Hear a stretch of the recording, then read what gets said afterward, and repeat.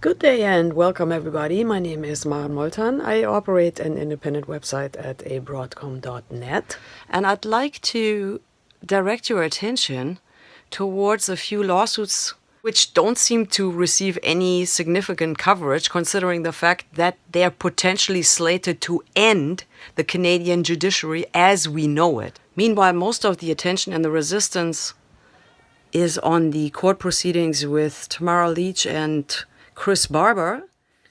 It was heard that the charter was going to be argued, which is a document that never obliterated the Bill of Rights. However, gives the impression that rights are given by the government when really rights are inherent, and so are freedoms.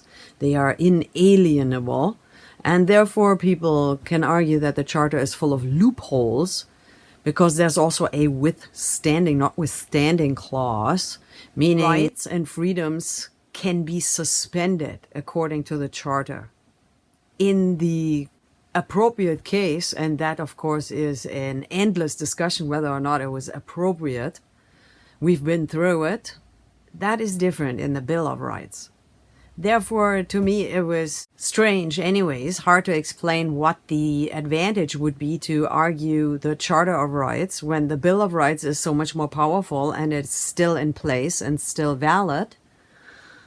Now, my own personal sources tell me, on top of everything else, that Tamara Lich is potentially a government agent and part of the so-called controlled opposition.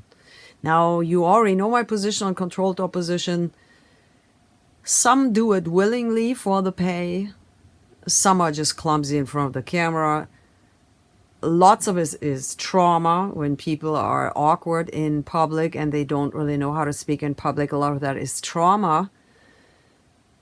You can make up your own mind. However, a lot of things do not make sense, and it's easy to get distracted seeing this as such a high-profile vilification that was kind of like the framing history to this court case. Also, I want to mention the rubber-sized charges, one size fits all, because we have both, I think, Chris Barber and Tamara Lich accused of mischief, counseling to mischief, and intimidation. So far, apparently, according to Patriot Smoothie in his Facebook live feeds from the Elgin courthouse, none of the footage submitted by the Crown, by the prosecution, and also by the Ottawa police seems to indicate that there was such thing happening as intimidation or mischief or counseling to mischief. But as I said, those charges are easily substantiated. And it would take only one witness, really, to make that a guilty verdict. And that is why I'm remaining pessimistic about this whole court process. I don't feel it's necessary to pay much attention to that because the outcome's somewhat foreseeable. Other than, it's a really good-looking distraction. And the federal government doesn't seem to be the only source involved in some serious culture jam. It's a word that should be reserved for occupations, and particularly at this time when there are Ukrainians under real occupation. It's an insult to them and anybody else who's survived an occupation to be calling what happened here in Ottawa an occupation. A late vindication of the convoy in Ottawa, the capital of Canada, by Tamara Lich's legal counsel, Lawrence Greenspan. Especially once you understand the dimension of these other lawsuits that are right now before the Supreme Court of Canada, and also a challenge that is now before the Ontario Superior Court, because Rebecca Shepherd from Stand for Thee was pronounced guilty in the Ontario Provincial Lower Court of having violated the Quarantine Act. She promptly appealed that. It's now before the Ontario Superior Court. that has inherent jurisdiction, as many constitutional scholars argue. Had the judge respected the inherent non-jurisdiction of the Ontario lower court, the case would have needed to be dismissed. However, Rebecca Shepherd was pronounced guilty of violating the Quarantine Act. Last Wednesday, we heard from Rebecca Shepherd that the judge himself admitted to that court being a statutory court and therefore having no legitimate jurisdiction. And when, in fact, Barbara and Lisa are going to argue the Charter of Rights, which is full of loopholes, it really has to be argued that in any situation that is a conflict and a fight before the courts needs to be tried within Indigenous justice tribunals. And I'm going to illustrate why that is pretty much the only way to overcome racist and colonial attitude within the administration of justice in Canada. The respect for those rights and freedoms that everybody thought all over the world would be enshrined in that one place in North America, if of all places, does not play any recognizable role. But it's shameful, really, how presiding judges in these courts do not decide according to the law, but according to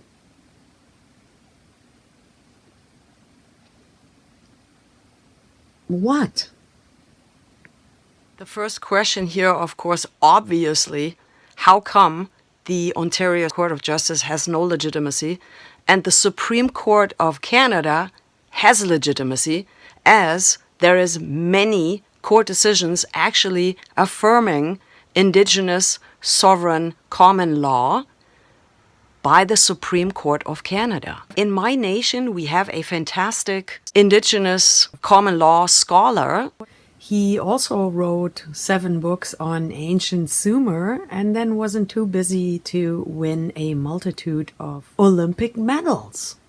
I'm talking about Glenn Boak, and he explains to us this. The woman indicated she was in Ontario Provincial Court, where the judge correctly stated that lower court does not have inherent jurisdiction, but is a statutory court. Okay, off quote. You think this is boring, but I think this is so entertaining. I think this is so funny. Anybody into entertainment? I would tune in right about now. Okay, here we go. Inherent jurisdiction is reserved only for the higher superior court. Tracing back to 1792. And there is a link to the Ontario Courts.ca/SCJ/about. So there's information how the court is not legitimate on the website of the court. The correct cue there is from where does Superior Court get its inherent jurisdiction? Prior to the BNA Act. BNA Act, of course, being the British North America Act, where the British Parliament constituted, I'm off quote again, whatever. They, in England, decided about something in Canada. Even naturally blonde people will agree here, this cannot constitute the other country. I'm going to go back into the quote here. It's a mere legal fiction invented in England. Queen Anne in the early 1700s recognized Indigenous common law courts, which even by a Supreme Court of Canada judgment are presumed to continue in their inherent jurisdiction. going back on quote, it is from ICL that AIN Tribunal asked to derive their authority on Turtle Island. There's actually a really good website to that degree, to that end. You can go to askitforequity.com to find more. I'm going to go back in the quote here. The Canada Act of 1792, passed only in England, divided Quebec into Upper Ontario and Lower Canada, Quebec. In Mercer versus AGC 1881, the Supreme Court of Canada clearly stated that 4 original provinces were continued as, and here it comes, people, corporations. They are continuation of the Hudson's Bay Corporation that ended in 1868, just 100 years before I was born. Today, the Ontario Court of Appeal, back in the quote, and the SCC, which is, of course, the Supreme Court of Canada, are operating as corporations. Canada itself is also a corporation registered in the receivership of USA Inc., which stands for USA Incorporated, established in 1871. The reason why taxing your populace is illegal. To do what? Collect the war debt from the Revolutionary War via 1789 U.S. Constitution of a Nation State and U.S. Civil War 1865. That really sounds as if Quebec is actually a state of the Union. In fact, it's probably only due to the poisonous pandemic treatments, medical care, medicine, injections. Do I need to say more? That the Americans lost that war. Okay, otherwise the province of Quebec would still be U.S. America, would be State of the Union. Now that actually constitutes a war crime, so I suppose some people could argue that the province of Quebec is actually still American, and maybe there's even a secret war raging that many people don't realize is ongoing.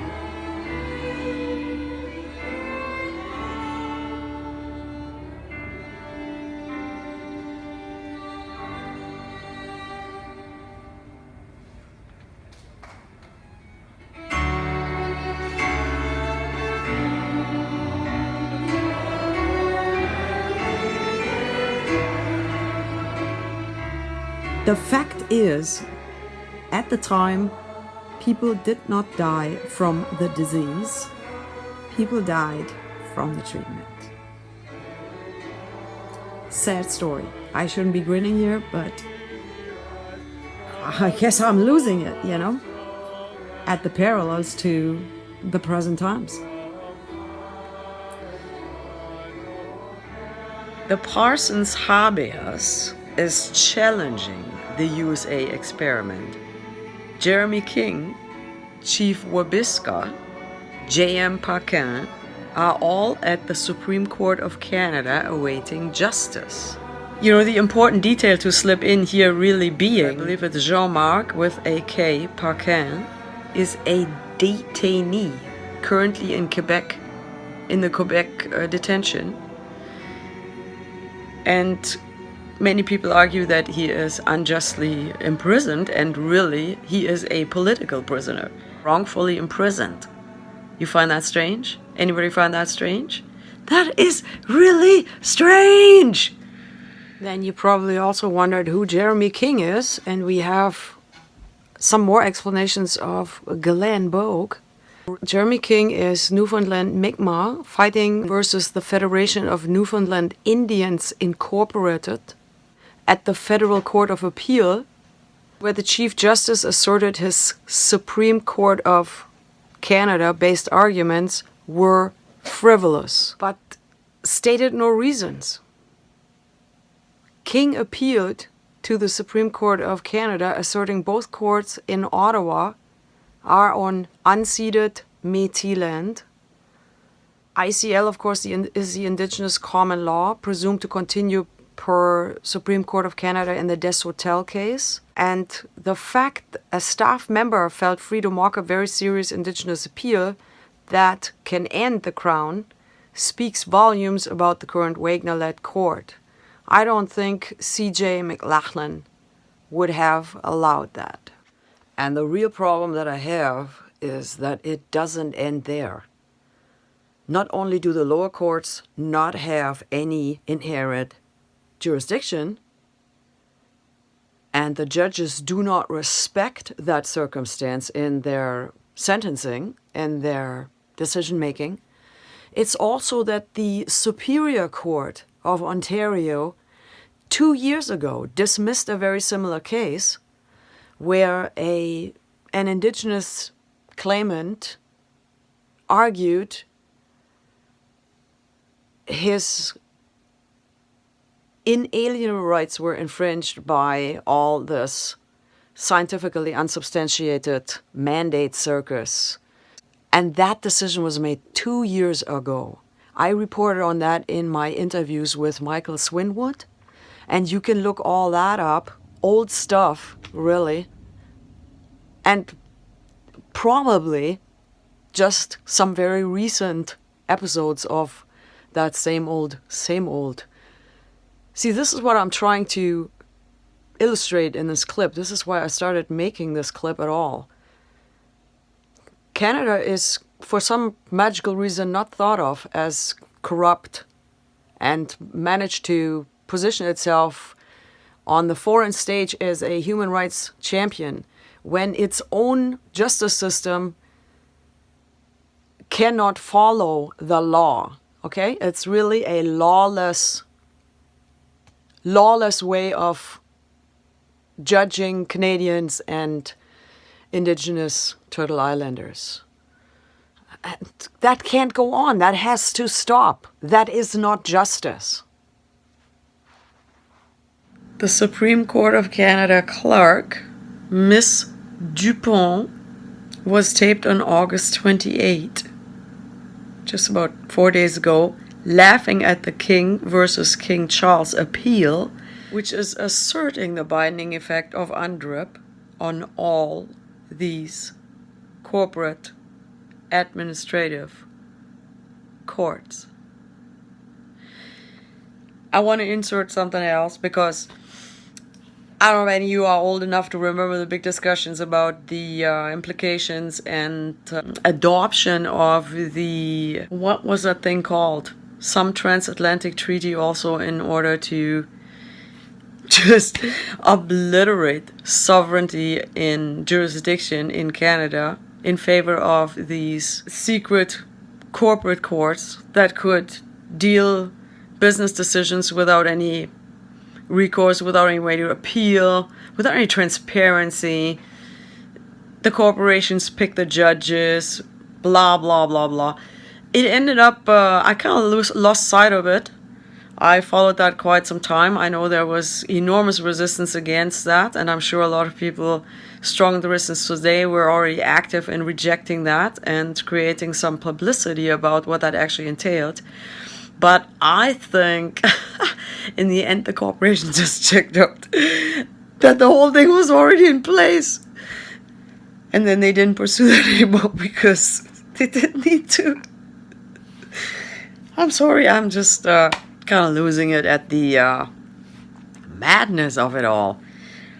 All right.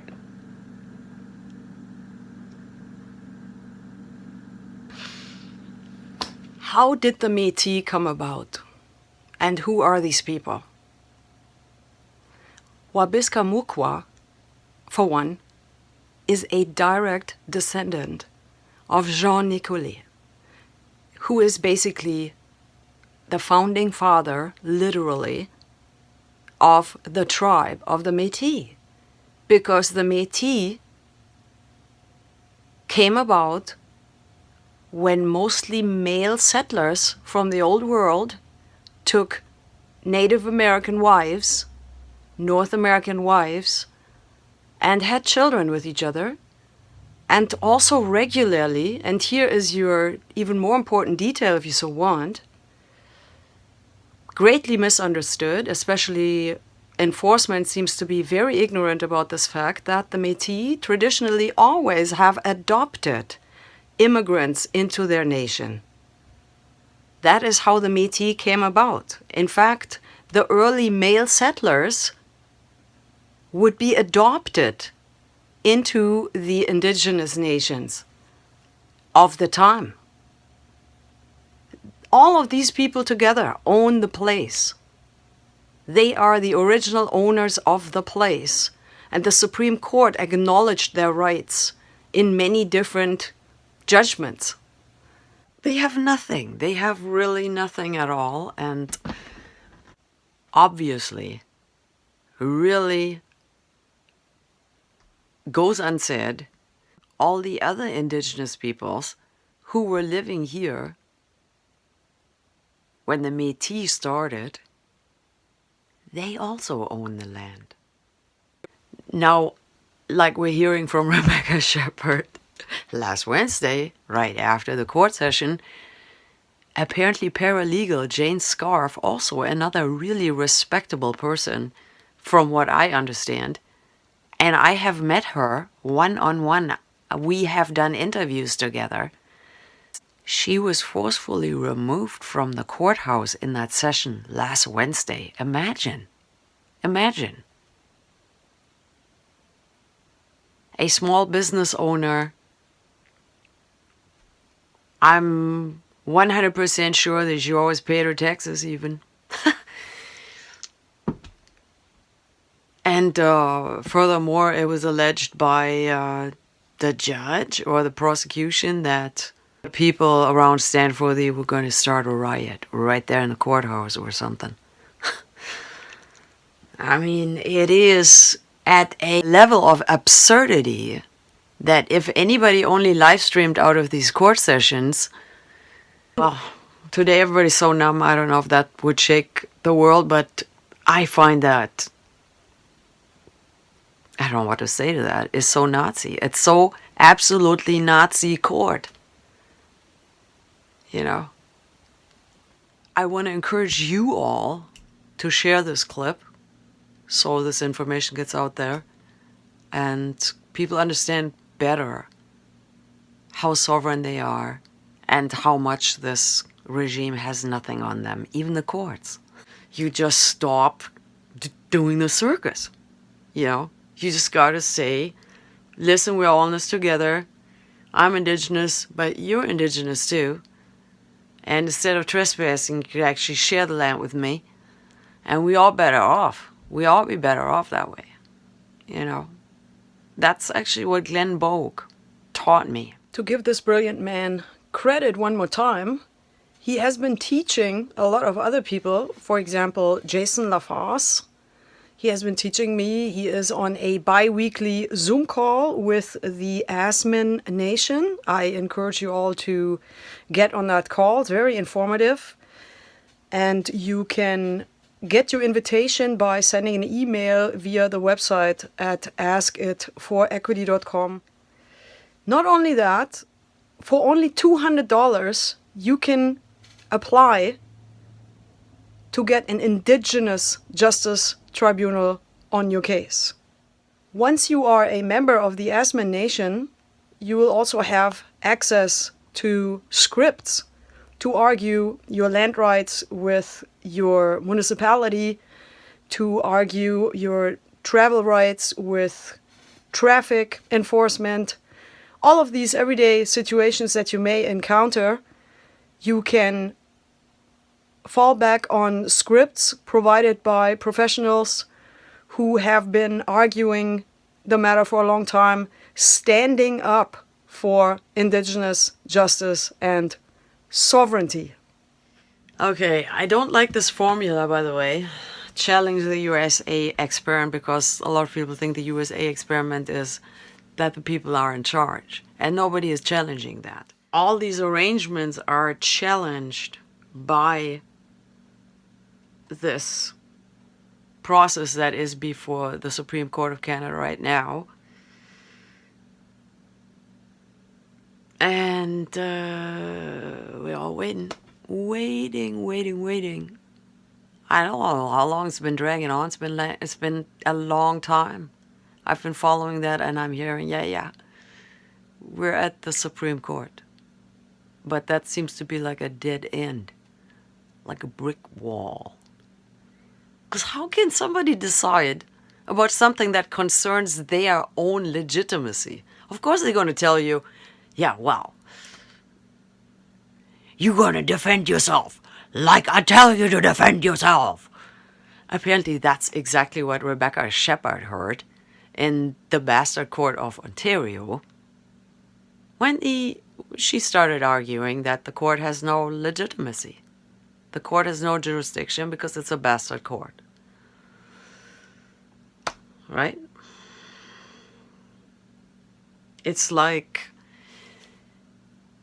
you don't ask the used car dealer about what kind of car he's going to sell you. You're going to ask your friend who knows something about cars which car you should be buying at the used car dealer. Two things here.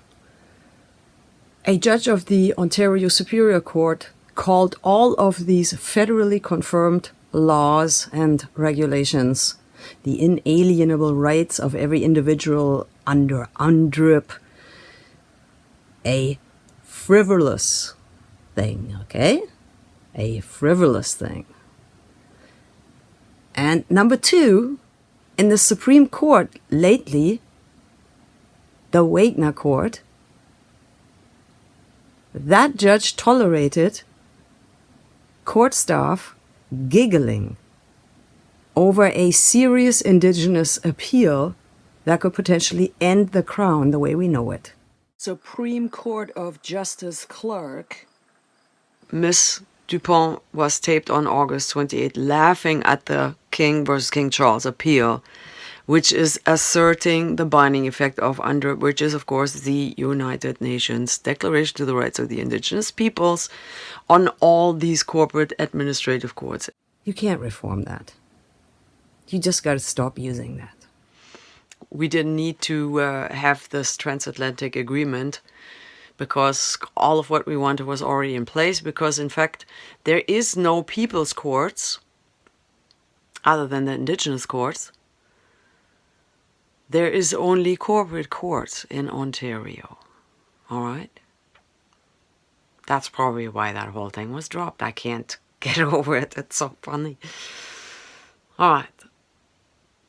Glenn wants us to keep in mind the following.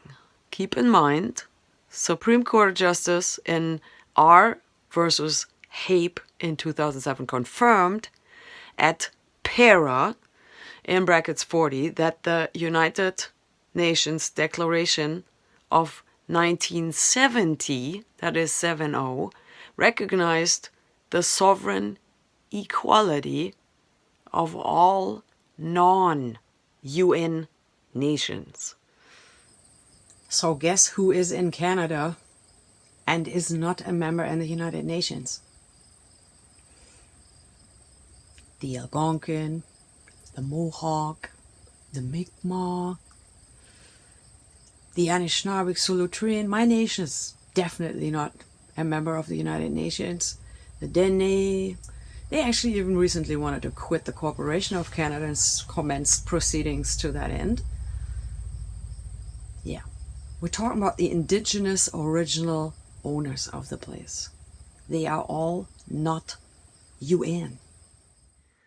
In the meantime, all of the above law has been labeled as frivolous by Ontario Superior Court justices, and the actual descendant of Jean Nicolet, which is our chief, Wabiska Mukwa, is dressing up, this is quoting the judge, in Indian clothing, per McPherson JA, former dean of Osgoode Hall, who has been appealed to the Supreme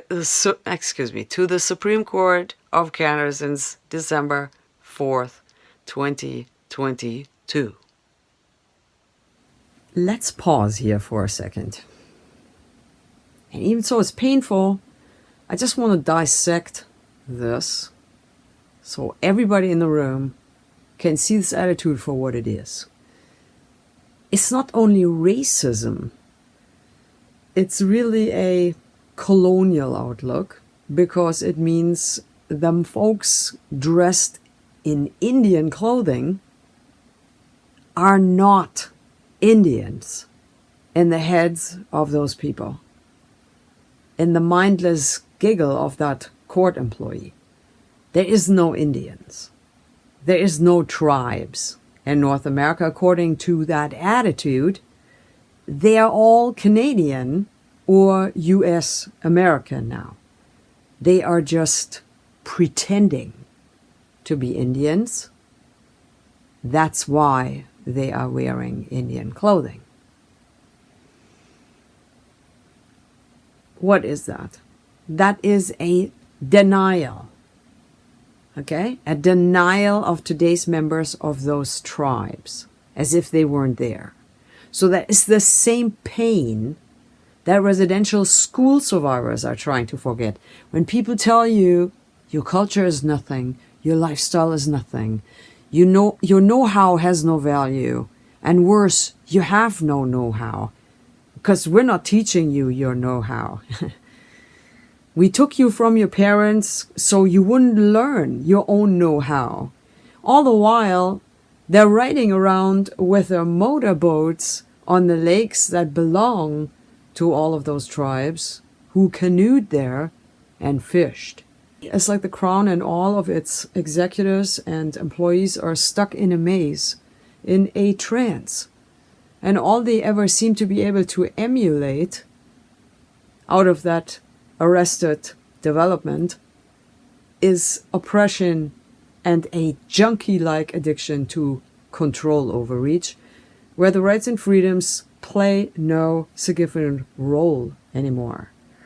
Subsequently, anybody claiming their Indigenous rights and demanding to be treated as such will be denied. Because that demand, our demand to be treated as sovereigns, really ends colonial corporate justice. And if we end that, the financial interest on the North American resources will lose a huge handle on channeling and wreaking the riches in Turtle Island. That competency must flow back to the Indigenous in actual fact, de facto. Because only if one commands the resources of where one lives, one is truly sovereign.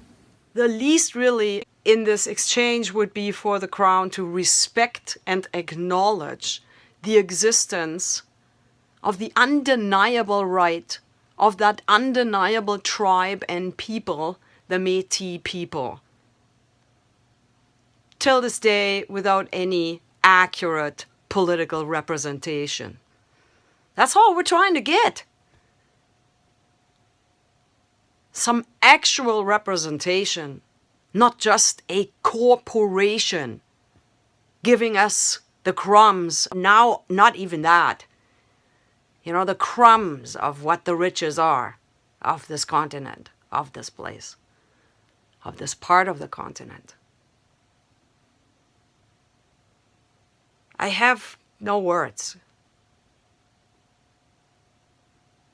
to really describe the shame that is imminent in this behavior.